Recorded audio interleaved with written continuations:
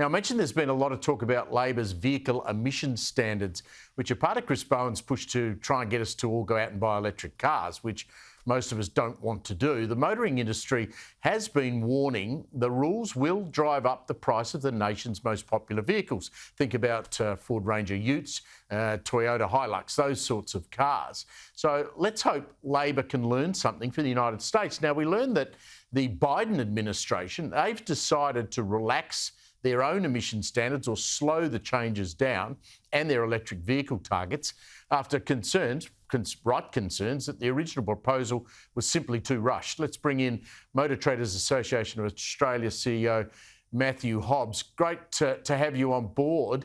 What's the real story here, Matthew? Will Bowen's changes drive up the price of popular vehicles or not?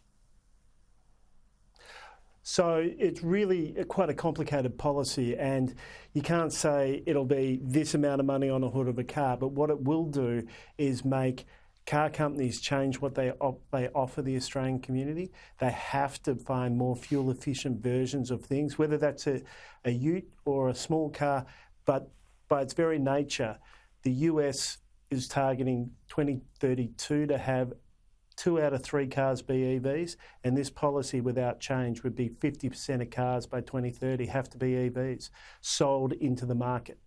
And so that's really aggressive.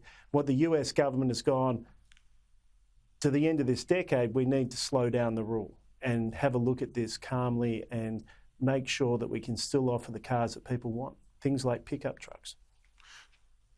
Should we do that as well? Should Chris Bowen look at that and think, OK, well, I better slow things down as well? Yeah, I think the government has just got the report, and certainly industry's digested it really quickly, and they have slowed down, particularly in 27, 28 and 29. And we're encouraging the government to examine the report, take it on what the research is in the US and reflect on it and change the proposal they've got, which in our view is the stringent, without change, the most stringent rule in the world. One of the things that really confuses me about this is we don't make vehicles in Australia anymore. And let's just take the Ford Ranger Ute as an example. I presume that is produced, manufactured somewhere in Asia. But is Ford making a range of those Ford Ranger Utes just for Australia, and that they don't have as strict a fuel emission regulations on them as what they were making them for other countries? So those particular cars, or Utes, are made in Thailand, and they've got a sister vehicle, the Everest. It's the same car underneath. And no, they make it for right-hand drive markets in Southeast Asia, Africa, and other places. They do have a version in North America. It's a different car, though, and it's made in North America.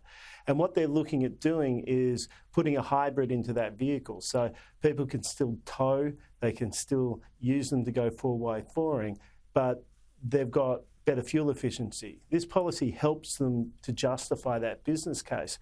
You take it too far, they start constraining the volume of other vehicles, and that reduces choice.